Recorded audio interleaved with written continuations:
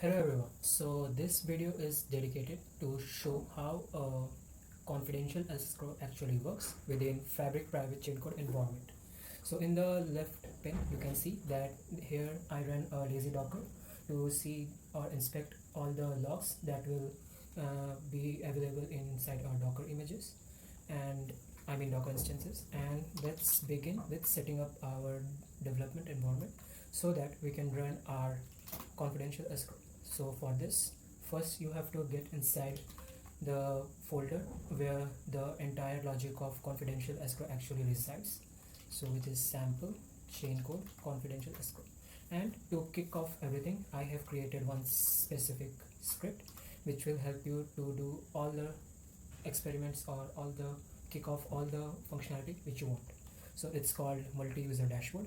So once you enter it, you will get a fine dashboard which clearly tells what options are available and what you can actually do.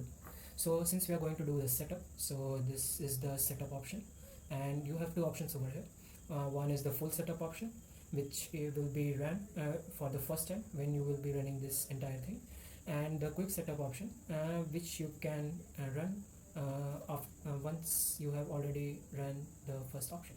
So since I've already have set it up before, so I will be choosing option number 2, and let's hit enter, and this will set up everything for us.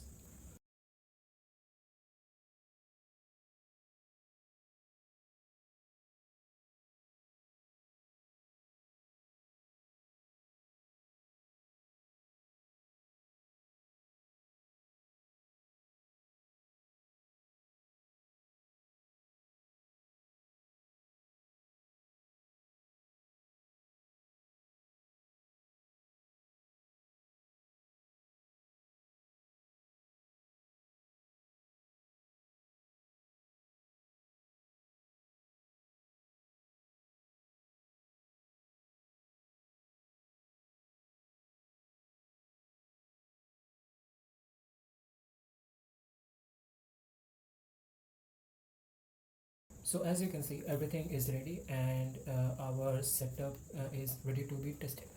So we will go to new pane, and we will try to get inside the Docker image, and the command to do this is like this. And once we are inside the Docker image, Docker instance, we will simply go inside the folder where the logic of our confidential escrow actually resides, and which is over here. Now since we have already set our environment, we will move to testing purpose, and I will demonstrate how the multi-user interface or interaction actually looks like in this confidential escrow example. So for that purpose, I need two users. So the terminal at the bottom is one user. For another user, I will again get inside this Docker instance, and after that I will get inside the example, and then I will run this particular script. So in this script you can see that there is a heading of multi-user test, under which there are three different options. One is to run as Alice, fourth is to run as Bob, and fifth is to run as monitor. So what I will do is I will set this particular terminal as Alice, so I will choose option number 3 and press enter. What I will do is I will choose this terminal as Bob, which is option number 4, and press enter. And this I will again get inside that particular Docker instance, and then inside my project, and I will again run the script. In here I will simply run monitor, which will give us a sneak peek of what actually is going underneath. So you see the monitor actually looks like this, and you can see that since we have not created any wallet for Alice and neither for Bob, so you can see the wallet is not created and the balance is 0 CBDC. So now we will go to Alice pane and we'll press enter. So the first task is to create a wallet, because without that you cannot interact with this particular example. So we will go into the wallet operation and we'll choose option number 1. As you can see, we have successfully configured Alice's wallet. Now it's time for Bob. So again we will choose option number 1 and then create a wallet. So basically what this option does, it creates the wallet and also add some test CBDC so we can actually interact with the entire example. So as you can see, we have successfully configured Bob2 and we will, for verification purpose, oh sorry, I think the monitor just stopped by mistake. I think it's my mistake. I will run it again. Option number 5, and yeah, you can see the ID of Alice's wallet is this. The balance is 10,000 CBDC, and you can see the same information for Bob. And here you can see the live activity log, like what thing actually happened in the entire setup. So now, okay, so we have successfully created the wallet, and now we will, let's check option number 2, which is check balance, and we hope to get 10,000 CBDC as a result because we haven't spent any CBDC yet. So that's true. Now since this is done, we will move back to the main menu, and here you can see there are a couple of token operations as well. So if we go inside token operation, you will see there is a transfer token option. So this helps in P2P transfer. So if you, this is not the actual logic of the escrow, but I have added this logic just as another feature to execute a P2P transaction without any without moving escrow in between. So if you choose option number 1 and enter the amount that you want to transfer to Alice, and suppose it's 2000 CBDC, and press enter, this should happen. And yeah, you can see we have successfully transferred 2000 token to Alice, and let's see what's the current balance of Alice. Okay, so you can easily see that it's 12,000 CBDC, and in the monitor as well you can see the balance has been updated. So yeah, actually this feature works, and you also have the power to burn some tokens. So suppose you want to burn 100 tokens, you can easily burn 100 tokens and it will get burned. And also the total supply of token will also change at this point because you are burning tokens, and you can see the balance has been updated. So that this concludes another feature which involves token operation. Now comes the main feature, which is escrow operation. So for that we have to create an escrow. So let's choose option number 3, and we have to choose option number 1, which is create escrow. Press enter, and this and over here we have to enter the parcel ID. Let's say it's parcel 1. So basically parcel ID is something that you are buying from someone. So suppose Bob, this terminal belongs to Bob, and Alice is selling something which whose ID is PAR1. So PAR1 goes over here. So once you enter that, and you will choose what amount you want to lock over here. So I say let's lock 1000 CBDC. So once that is done and press enter, then you have to create a secret. So for that just enter the secret and press enter. So this secret will be required by the seller in order to resolve this particular escrow once the commitment is met.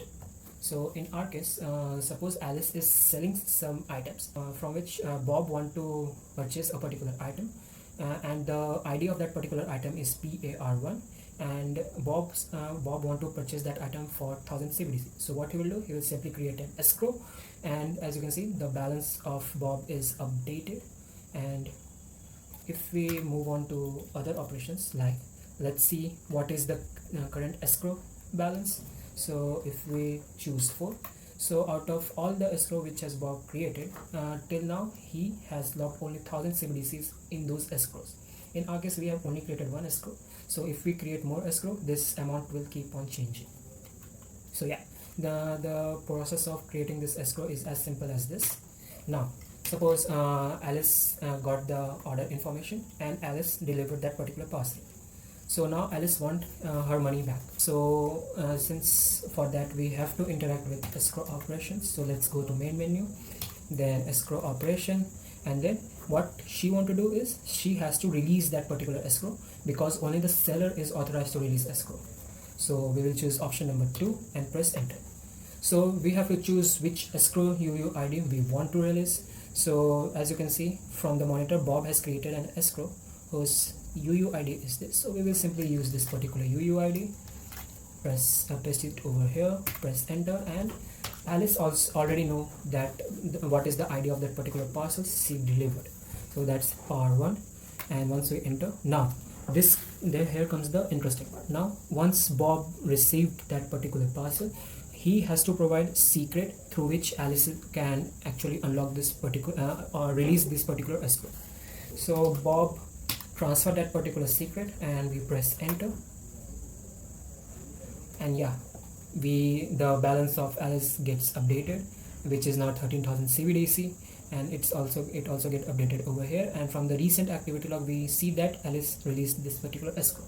Now you might ask, okay, cool, but what will happen if suppose the buyer create an escrow by mistake? So let's mimic that particular scenario.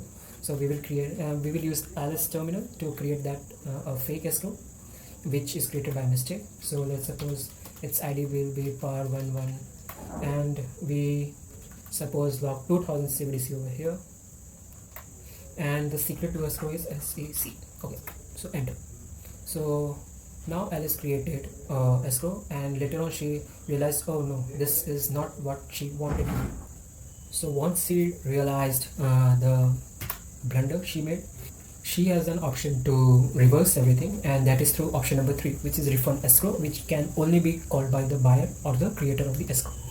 So in this case, the creator or the buyer is Alice, so we will choose option number 3. And you can see the last escrow that was detected is this, so we will simply choose yes.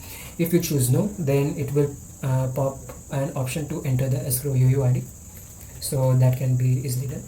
So once you enter yes, and yeah, you can see the balance gets updated, and she got that money back in her wallet. So this is another fault tolerant mechanism which is employed to make the system realistic. Now you can have a look at a couple of other options like check escrow balance. So currently Alice did not lock anything in any of the escrow, or we can say that Alice does not have any escrow. You can say it's 0. And if you want to query any escrow, suppose this, and you want to move ahead with this particular escrow, you will get all the information that is there for you to know about escrow. And in here, as you can see, the status is refunded. So this concludes the entire demonstration which I wanted to show you. We can easily extend this particular implementation for multi-party system, but for the sake of this demonstration, I have only used two-party system. Thank you.